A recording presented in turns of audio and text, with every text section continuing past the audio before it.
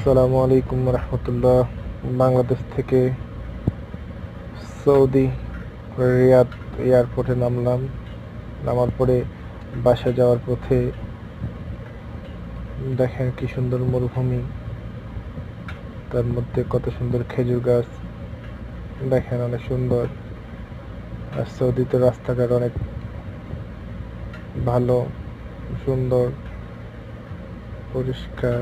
আর চারিদিকে শুধু মরুভূমি, দেখেন কি সুন্দর খেজুর গাছগুলো।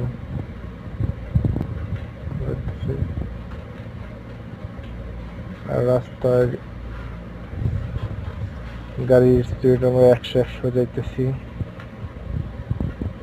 দেখছেন কত স্পিডে গাড়ি চলে, আর কত সুন্দর গাছপালা।